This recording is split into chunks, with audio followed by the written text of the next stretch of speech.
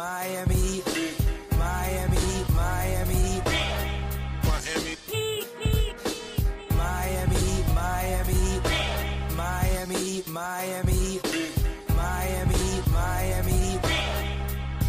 It feels like Miami.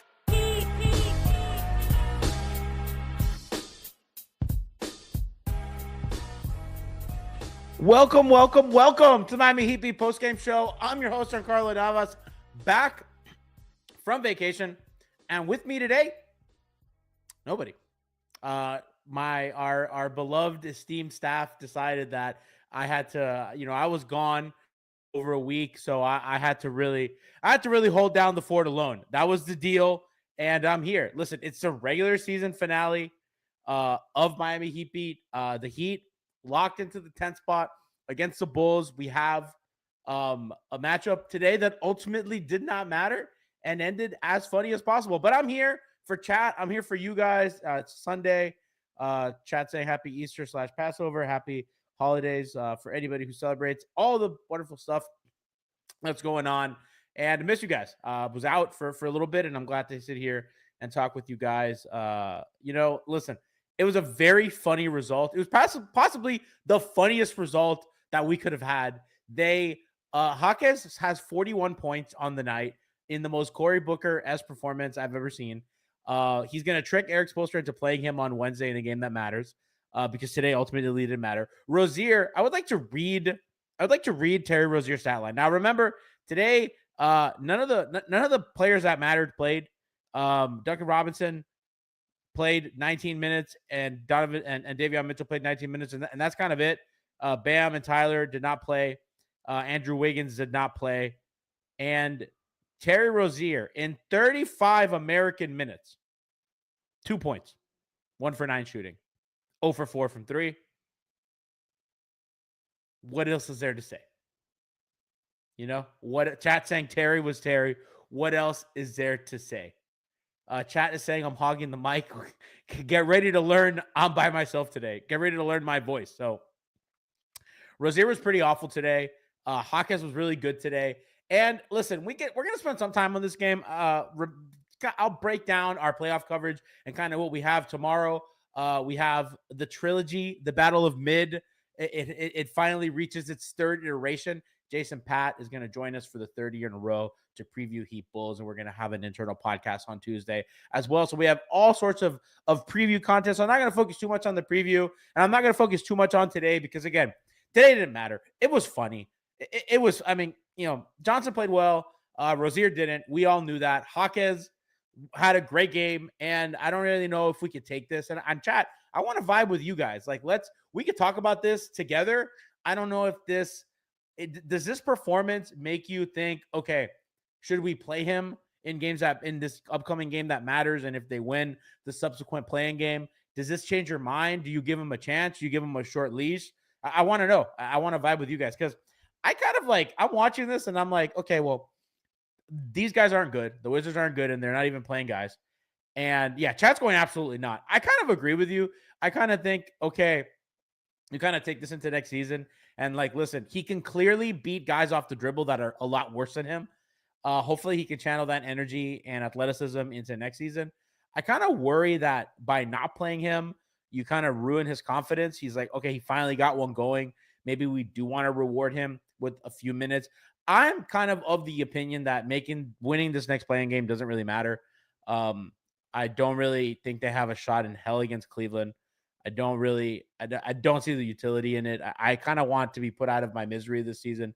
So it kind of goes both ways, but I don't think you should play him. And I'm kind of really out on him, and I'm curious as to what Spo's going to do. I could see him going either way. I think that obviously in the ideal world, a guy that can beat people off the dribble and kind of play make a little bit is something that they need. I think they've lacked ball handlers. One of the things I think that they've missed from Jimmy has been the ball handling. I think more than the scoring and the free throw rates, I really think that just the lack of a real ball handler, like a reliable late game ball handler other than Hero, I think is a real problem. And I think Tyler's small, and we've seen kind of times this season when size really neuters him and kind of makes him uncomfortable. I mean, Jaquez had 10 rebounds, and 7 assists today. And I think like the rebound and go today was really, really kind of strong for him. Still didn't have the best shooting performance, but I think the fact that he had 40, only having 3 threes, I think is a huge plus for him. He got to the line quite a few times. He got to the line 7 times. So you kind of saw him scoring in a lot of ways. So I don't know. I don't know how this affects us, and I don't really put a lot of stock into one game. But obviously, a guy scores 40. You're not going to play him the next game. I don't know. I don't know. That's going to be something that's we're going to see, and we'll preview. I guess we'll see what Spo says in the post game today. Hopefully, Alex Toledo holds him accountable and asks him this. Chat saying, are we getting Jovic back? Do we want to risk Jovic rushing him back? Like that's the other thing about this. I don't know if we kind of want him. Again, we're going to talk more preview stuff throughout the week. We have plenty of time to talk Heat Bulls. Thought it'd be fun to kind of think of the season. Like, they come well. I want to talk about the season as a whole, and I want to talk about the end of this game because it was really funny. So I wanted to start with Jaquez because Jaquez obviously, the big kind of story from Miami's perspective, right? Like 41. We have been struggling all year. I want to talk about Eric Reed, Washington. What is the Wizards record? Hold on. I don't even know. I know the Wizards, are they the worst team record wise in the league? Certainly there. So Washington finishes, hold on. Conference. Washington finishes as the worst team in the Eastern Conference. They have a .220 winning percentage, only bested by the Utah Jazz at .210.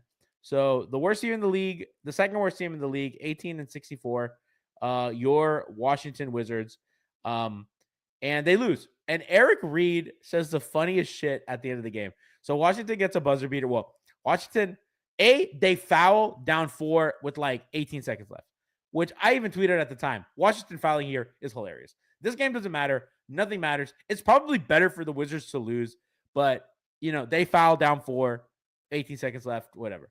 Very funny. Miami makes both free throws. Jaime gets to his 41, hits both free throws, and you think, okay, this game's over.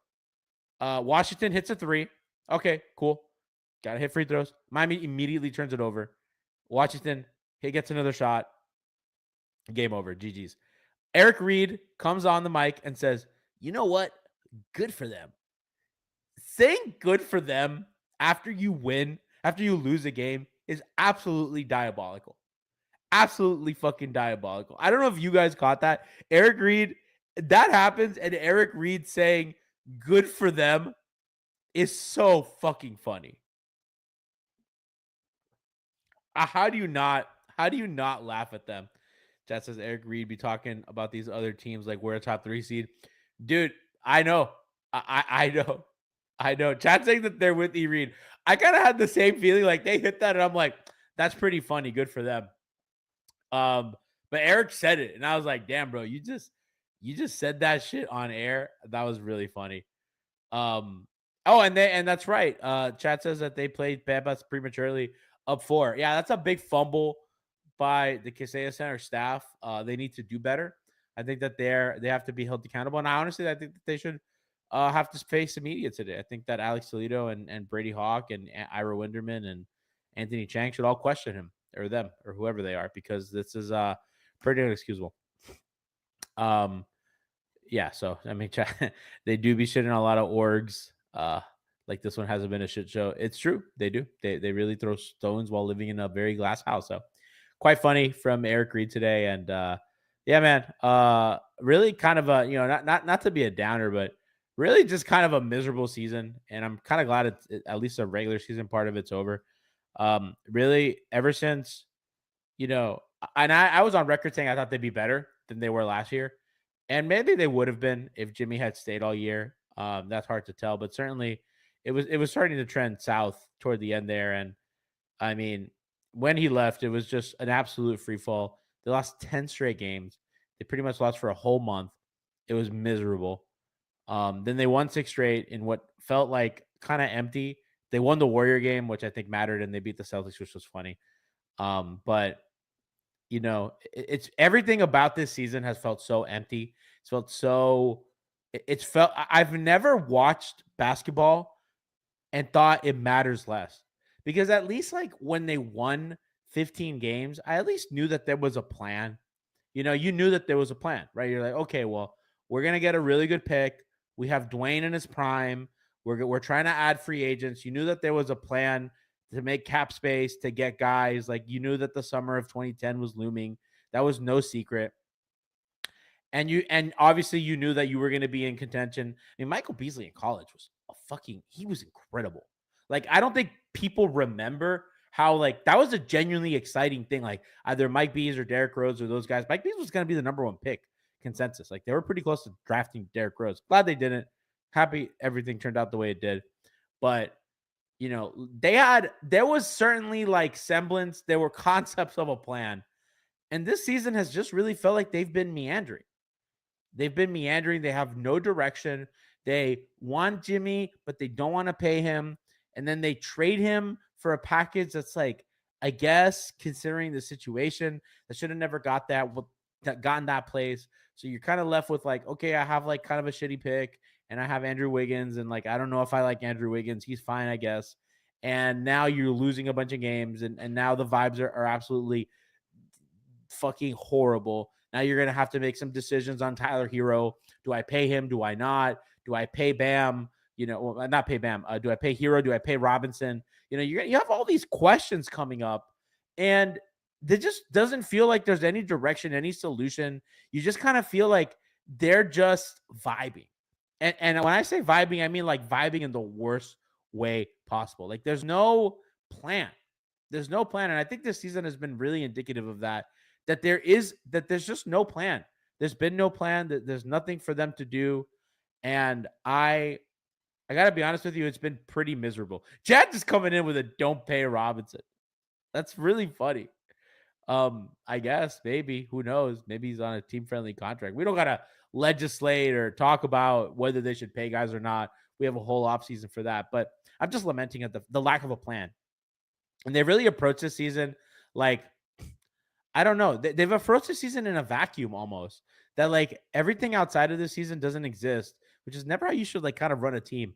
So I've been disappointed in that goes for the front office and the coaching staff. I feel like the coaching staff has also coached like this is in a vacuum.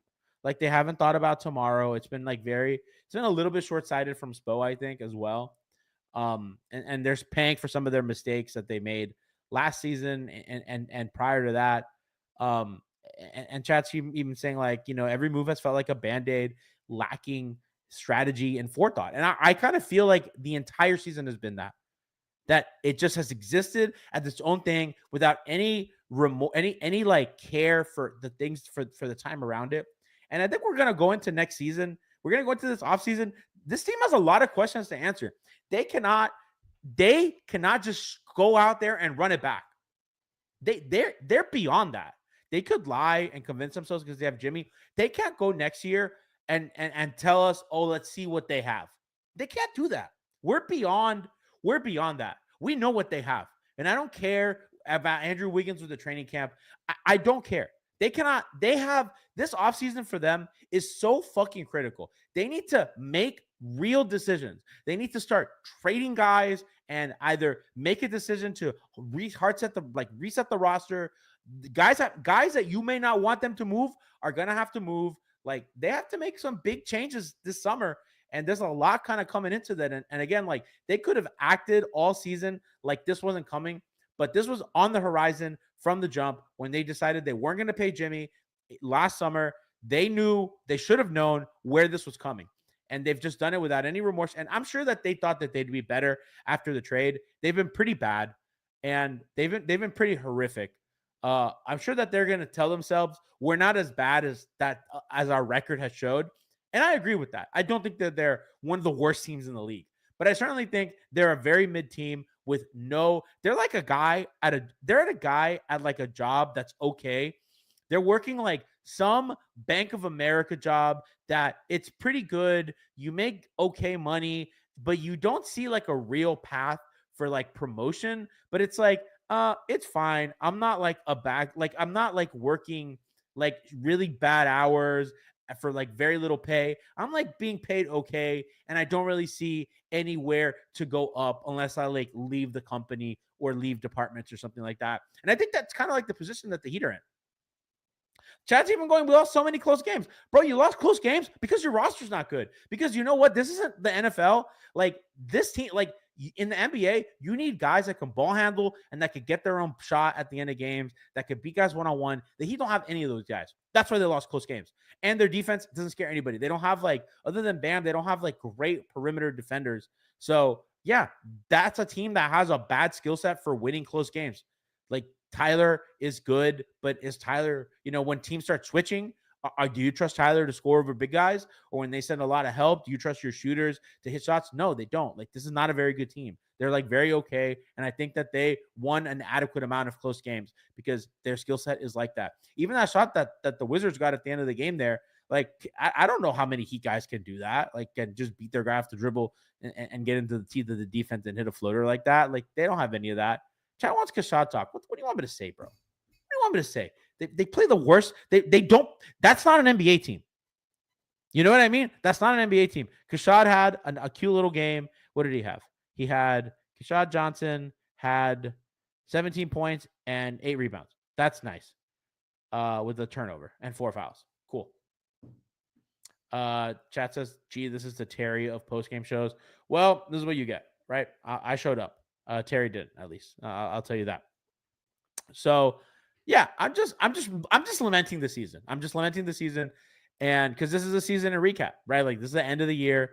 We talked a little bit about the game, and we're talking about kind of the season at large, and that's kind of like my main takeaway is that's how I felt all season, and I think that, listen, the audience, you guys, I feel your detachment from them. I feel like the teams, the media, like everybody's just kind of like, like people in chat are like, can we fast forward to the draft?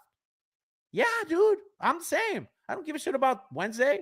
Like, do you? Maybe, kind of. I mean, we're going to cover it and I care about it in that sense, but like, it doesn't change their life. Like, them making it, whether they win or not, like, do I think they're going to beat Chicago? No, but they could beat Chicago and then they could beat, I don't know, fucking Atlanta or whoever. And maybe they make the playoffs and then they lose to the Cavs in 5 or 4 games. Like, who cares? Like, who cares? I don't care because it doesn't change their season. And I'm kind of done with these.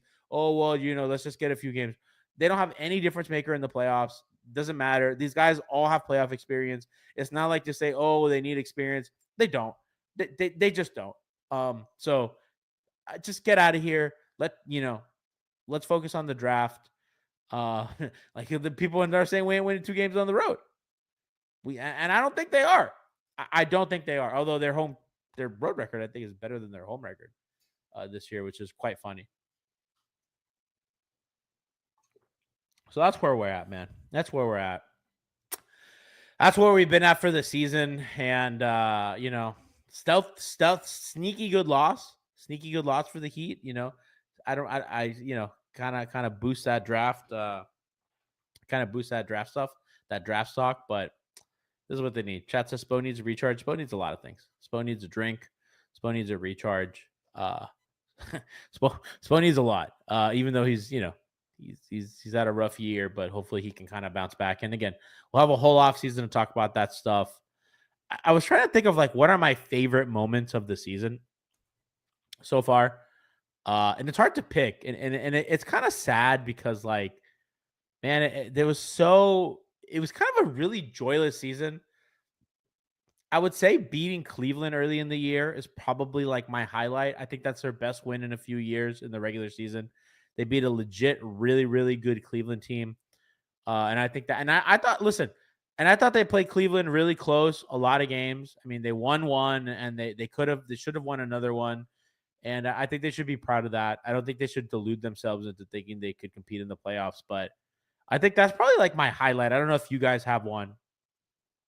They say beating Golden State on TNT with Ernie in the front row. That's fine. I just, at that point, like, that was to me a win to save face. It was a pride win more than anything. I can't say I felt particularly great after it. It was funny, but like, I don't know. The season was just like already so upside down. And I got to be honest, I was sad that they had to trade Jimmy and that it got to that point. And it just seemed like, I don't really think that game was particularly like feel good because I don't know. They just didn't. The organization clearly didn't want to do the pageantry for Jimmy. Jimmy kind of, did the stuff he has to do, but you could clearly see there's no love lost. And it just made me sad. Like it I don't know. It just wasn't really like, I don't know. The vibes were kind of off on that one. So I think I go Cleveland. People are saying the Rockets win in Houston. That was a good one. That's when Buddy threw Tyler Hero on the floor. That was really fun.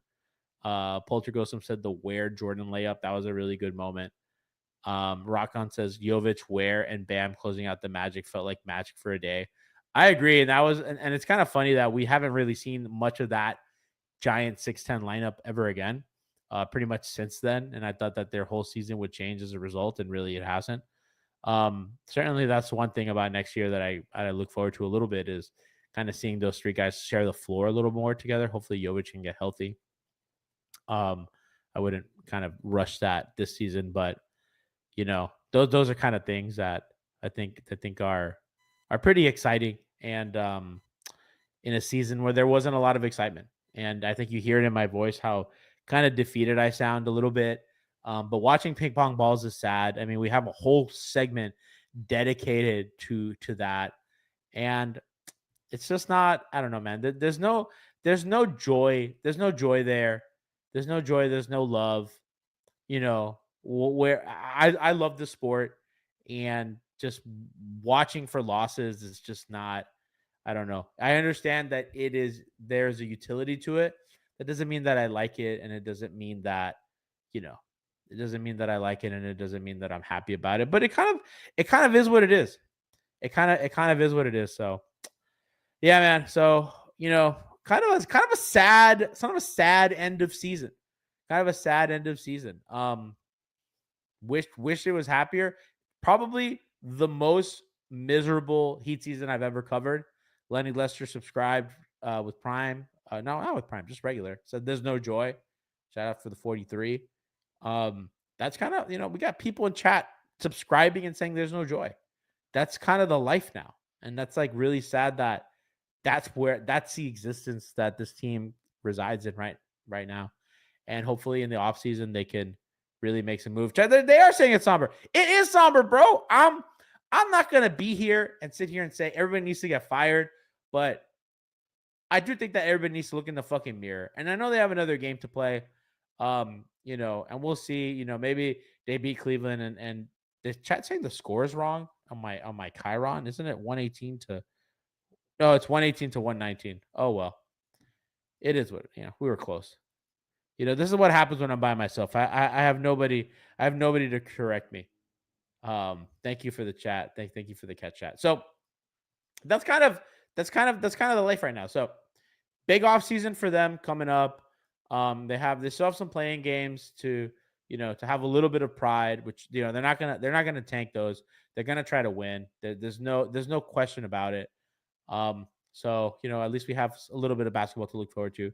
But I just really hope that they've learned some lessons this season. I think we've all kind of seen how it's been. So kind of hoping that turns. So without further ado, I know chat's asking for it. Everybody wants it. It's our season finale. I'd be remiss if I didn't do it. It's everybody's favorite segment, Tankathon.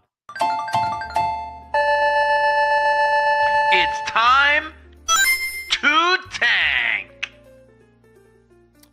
This is what you guys wanted. This is what the people have wanted. How do I want the layout?